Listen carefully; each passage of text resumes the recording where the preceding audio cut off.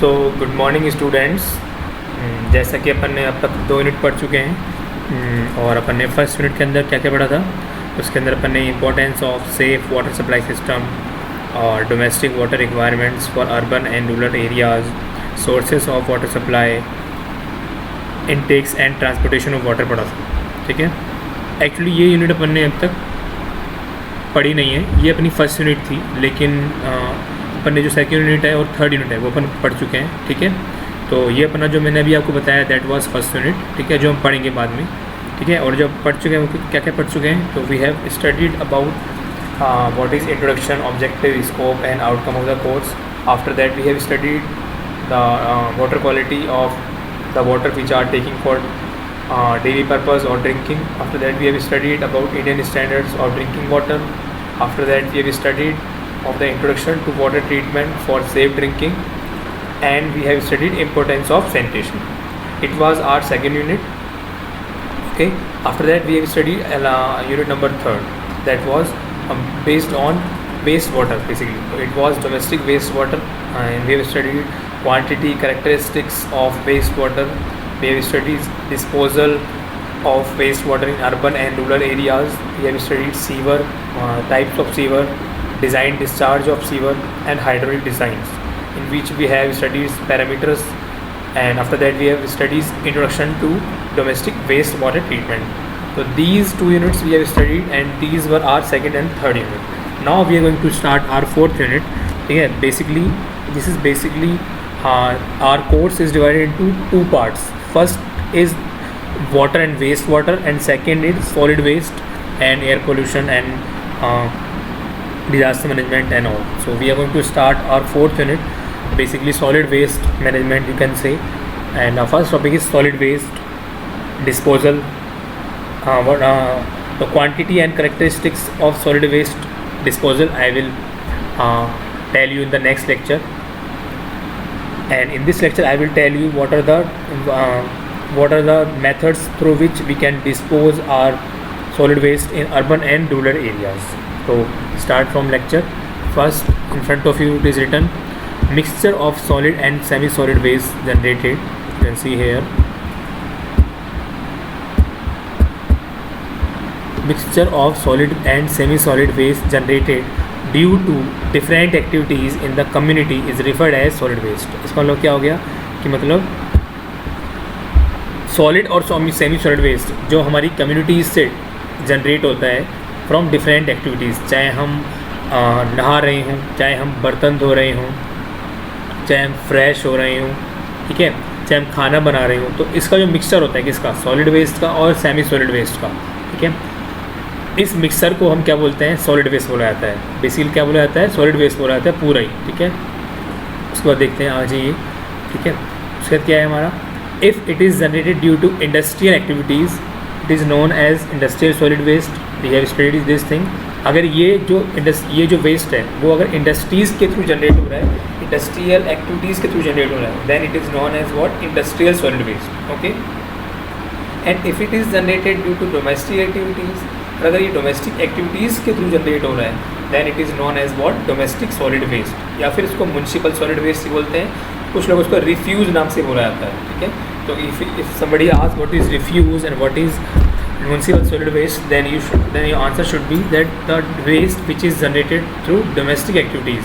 Okay, after that solid waste, there are 3 parts. हमने solid waste 2 part में divide किया हुआ है। क्या क्या होते हैं, देखो आपके सामने डायग्राम बना हुआ है।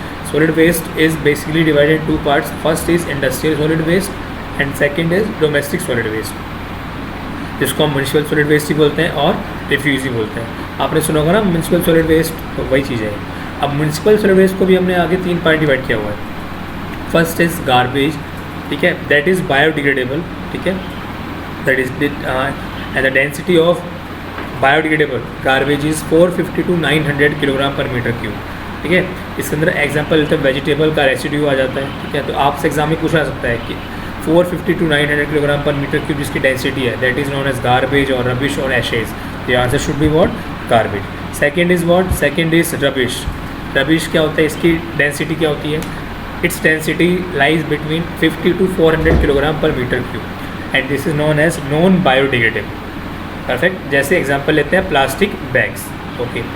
उसके बाद थर्ड जो आता है दैट इज़ एशेज़, जिसको हम बोलते हैं राख।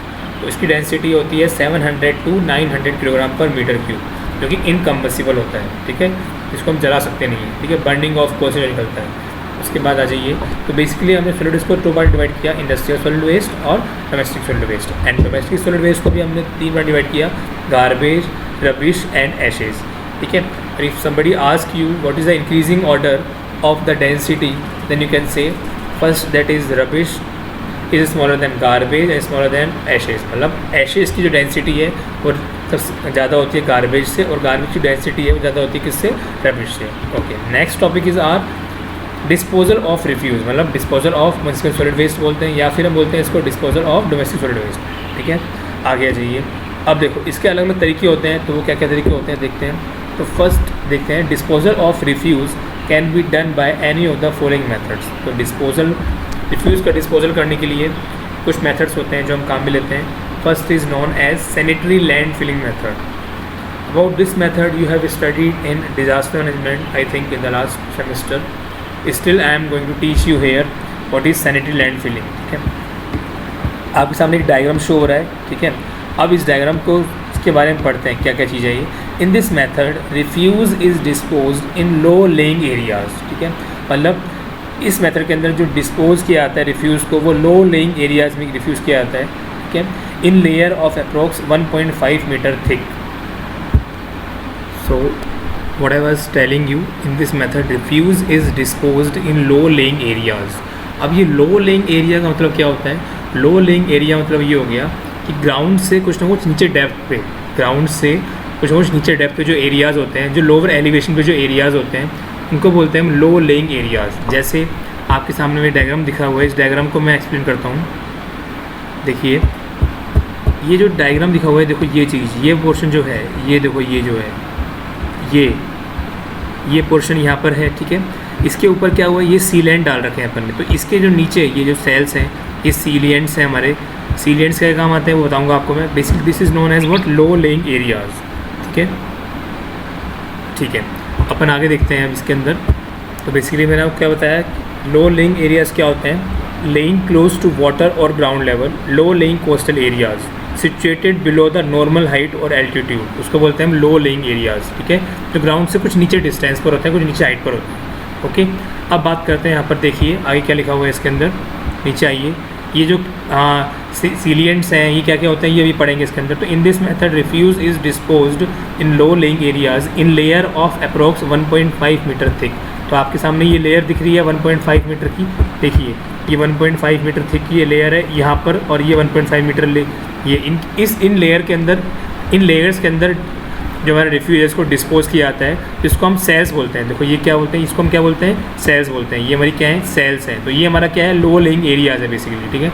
आगे चलते हैं नीचे, तो आगे लिखा हुआ है, each layer after being disposed in properly compacted and left for at least 7 days before the application of another layer over it. मतलब एक बार जब अपन ने एक लेयर डाल दिया, तो एक लेयर डालने के बाद हमने 7 days के लिए इसको छोड़ते हैं, इससे क्या हो जाए, प्रॉपर कॉम्पैक्टिंग हो जाए। वही लिखा हुआ है, each layer after being disposed is properly compacted and left for at least 7 days before the application of another layer over it. Second layer डालने से पहले पहली लेयर को 7 days के लिए छोड़ दिया जाता है, किसके लिए, प्रॉपर कॉम्पैक्शन के लिए। आगे ये क्या लिखा हुआ है इसके अंदर, in order to avoid the growth of insects and flies in sanitary landfill area, in sanitary landfill area insecticides like DDT is applied over the cells। इसका मतलब क्या लिखा हुआ है इसके अंदर कि जहाँ पर ये जो इस टाइप का एरिया है, जो कि सैनिटरी लैंडफिल एरिया है, इसके अंदर हमारा इंसेक्ट्स या फिर फ्लाइज, मक्खियाँ या फिर कीड़े मकोड़े, इसकी ग्रोथ ना हो, इसको अवॉइड करने के लिए हम DDT का छिड़काव किया जाता है, ठीक है ना। DDT का छिड़काव किया जाता है ओवर द सेल्स। ये देखो, ये जो सेल्स दिखा रखी हैं आपको, ये जो सेल्स दिखा रखी हैं आपके सामने, दिखाता हूँ आपको मैं, पेंसिल से शो करता हूँ। ये जो सेल्स दिखा रखी है, ये हमारी सेल्स हैं, दीज आर सेल्स, ठीक है। ये लेयर है बेसिकली, ठीक है। तो एक ये देखो, ये एक लेयर हो गई ऐसे, इसको दिखा रखा है, इसके ऊपर दूसरी लेयर हो गई ये ऐसे, इसके ऊपर तीसरी लेयर हो गई ये ऐसे, ये तीसरी लेयर थी सॉरी, इसके ऊपर चौथी लेयर। तो ये लेयर बाय लेयर काम हो रहा है, ठीक है। तो यहाँ पर इंसेक्टिसाइड्स जो हम यूज़ में लेते हैं, वो DDT यूज़ में लिया जाता है। ये क्यों यूज़ में लिया जाता है मैंने बताया आपको, जिससे कि यहाँ पर फ्लाइज जनरेट ना हो, ठीक है। आगे चलते हैं, नीचे आइए। उसका देखते हैं। The entire process is biologically approach in which decomposition is carried in 3 phases।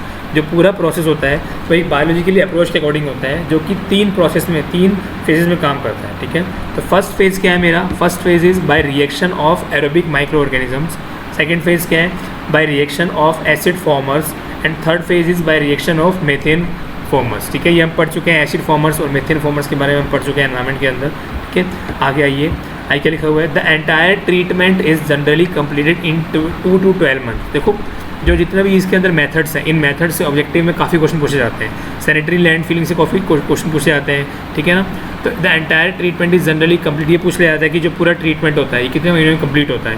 तो हमारा आंसर मिल गया हमको, the entire treatment is generally completed in 2 to 12 months, after which the height of sanitary land fill area is reduced by approx 20 to 40%। तो जो पूरा process होता है वो 2 से 12 महीने के अंदर कंप्लीट होता है। इससे जो सैनिटरी लैंड फिल एरिया है इसकी हाइट जो है वो 20 to 40% रिड्यूस हो जाती है। मतलब अगर अपन एग्जांपल लेके चलते हैं कि सपोज़ कीजिए कि जो हमारी पूरी जो हाइट है वो 10 मीटर की है। सपोज़ कर लो कि 10 मीटर का हमने 10 मीटर बहुत ज़्यादा हो गया। सपोज़ कर लो हम 5 मीटर तक का हमारा पूरा सैनिटरी लैंड हमने पूरा डिस्पोज़ किया, वहाँ पर रिफ्यूज़ को हमने डंप किया। तो इसके बाद इसका 20 to 40% हाइट क्या होती है हमारी? रिड्यूस हो जाती है। इसका मतलब 5 का 20% निकालो और 40% निकालो, इतनी हाइट मेरी क्या हो जाती है? रिड्यूस हो जाती है, ठीक है। मतलब ऐसे मान सकते हो कि 1 से 2 मीटर की हाइट मेरी क्या हो जाएगी? रिड्यूस हो जाएगी 5 मीटर से। आगे चलते हैं हम। The optimum decomposition is generally completed, ये तुम पढ़ चुके हैं। The optimum decomposition moisture content of the refuse should not be less than 60%। इसका मतलब ये हो गया जो ऑप्टिमम डीकम्पोजिशन मॉइस्चर कंटेंट है, मतलब जो इसमें पानी की मात्रा है रिफ्यूज़ की, वो 60% से कम नहीं होनी चाहिए for particular this method. The only disadvantages associated with this method is formation of gases and leached. मतलब जो मेन डिसएडवांटेज है वो क्या है इसका, कि इस मेथड के अंदर गैसेज का फॉर्म होता है और लीचेड का फॉर्म होता है, ठीक है। अब तो यहाँ पर क्या बताया मैंने आपको, ये डिसएडवांटेज क्या है इसकी, क्योंकि इसके अंदर गैसेज बनती है। लीचेड क्या होता है? लीचेड बेसिकली क्या होता है? That water carries salts dissolves out of materials through which it has percolated, specially polluted water from a refuse tip. मतलब बेसिकली मैंने बताया ना आपको, लीचेड मतलब जो रिफ्यूज से मेरा पानी आ रहा है, ठीक है, उस पानी के अंदर क्या है, कुछ मटेरियल्स भी अवेलेबल हैं, बेसिकली पोल्यूटेड वाटर है, ठीक है। तो ये इसका एक डिसएडवांटेज होता है, ठीक है। आगे आते हैं, इसमें आगे क्या लिखा हुआ है, आगे देखते हैं, एक बार आगे आइए। तो आगे इसके अंदर ये लिखा हुआ है, in order to channelize the flow of fluids around the sanitary landfill areas, sealants may be applied over the cells। इसका मतलब क्या लिखा हुआ है कि in order to channelize the flow of fluids, मतलब जो हमारा फ्लूइड्स है उसका प्रॉपर से फ्लो होता रहे किसके अराउंड द सैनिटरी लैंडफिल, कुछ वो सैलिएंट्स काम में लिए जाते हैं। अब वो सैलिएंट कौन कौन से होते हैं वो देखते हैं। तो डायग्राम में लिखा हुआ है, देखो यहाँ पर लिखा हुआ है सैलिएंट्स कौन कौन से हैं। विनाइल क्लोराइड काम में लिया आता है, ब्यूटिल क्लोराइड काम में लिया जाता है, एसफॉल्ट काम में लिया जाता है, बिटुमिन काम में लिया जाता है और क्ले काम में लिया जाता है, ठीक है। आगे देखिए लीचेट के अंदर क्या क्या है, देखो लीचेट का दिखा रखा है इस डायग्राम में, देखो आपके सामने। तो लीचेट में क्या क्या आएगा, देखो हमारा ये एसिड, अल्कोहल्स प्लस NBD मतलब नॉन बायोडिग्रेडेबल से रबिश आ जाएगा और वाटर आ जाएगा, ठीक है, जो कि क्या होता है कार्सिनोजेनिक लिक्विड्स होते हैं, इसको बोलते हैं क्या, लीचेट, ठीक है। अब इस डायग्राम में और क्या है, देखो देखते हैं इस डायग्राम में और क्या दिखाया हुआ है वो देखते हैं। यहाँ पर देखिए, यहाँ दिखाया हुआ है, यहाँ पर देखो ये हैवी गैस निकल रही है, यहाँ पर ये रहा, यहाँ से ये हैवी गैस कौन कौन सी है निकल रही है, CO2 जो कि हैवी गैस होती है। उसके बाद लाइट गैस कौन सी है, CH4 मेथेन लाइट गैस निकल रही है, ठीक है, जो यहाँ पर क्या करेगी, एक्सप्लोजन करेगी, ठीक है, गैसेस क्या करेंगी, एक्सप्लोजन करेंगी। तो इस डायग्राम में आपको यही शो हो रहा है कि सैनिटरी लैंड फिलिंग का मेथड कैसे हुआ, ठीक है, कितनी हाइट मतलब लो लाइंग एरियाज़ पे मेथड काम में लेते हैं, इसके अंदर क्या क्या बोलते हैं, सैलिएंट्स काम में क्यों लिए आते हैं, ठीक है, और जो लीचेड होता है वो किस किस से मिलकर बना होता है, ठीक है। तो बेसिकली इसके अंदर आपको मैंने क्या बताया, सैलिएंट्स के बारे में बताया और लीचेड के बारे में बताया, ठीक है। ऑब्जेक्टिव पॉइंट ऑफ व्यू से जो ये मेथड है काफ़ी इंपॉर्टेंट है, सैनिटरी लैंड फिलिंग मेथड, ठीक है। आपसे ही पूछ लिया जाएगा कि पूरा प्रोसेस होता है वो कितने मंथ्स के अंदर कंप्लीट होता है, तो आपके पास आंसर अवेलेबल होगा, तो आप आंसर दे पाएंगे, ठीक है। अब नेक्स्ट जो मेथड है वो देखते हैं अपन। तो इसके अंदर 2 to 12 मंथ्स के अंदर प्रोसेस पूरा होगा। इसके अंदर ये पूछ लिया जाएगा ऑप्टिमम ये लिखा हुआ ऑप्टिमम डीकम्पोजिशन मॉइस्चर कंटेंट होता है वो कितना होना चाहिए, 60% से कम नहीं होना चाहिए। तो आपसे ये पूछ लिया जाएगा, ठीक है। नेक्स्ट लेक्चर में हम अदर मेथड्स की डिस्कस करेंगे, जैसे कंपोस्टिंग मेथड हो गया हमारा, उसके बाद हमारा कौन सा प्रोसेस हो गया, इंसिनरेशन हो गया, थर्मल पायरोलिसिस प्रोसेस हो गया, उसके बाद डंपिंग इनटू सी हो गया, उसके बाद कौन सा मेथड हो गया हमारा, ये कुछ मेथड्स हैं, ऑटोक्लीविंग हो गया, पल्वराइजेशन हो गया, श्रीडिंग हो गया। तो नेक्स्ट लेक्चर में हम इसके बारे में डिस्कस करेंगे। तब तक के लिए मैं ये आशा करता हूँ कि आप सब भी बच्चे अपने घर पे प्रॉपर स्टडी कर रहे होंगे, ठीक है। मिलते हैं नेक्स्ट लेक्चर में, तब तक के लिए थैंक यू वेरी मच।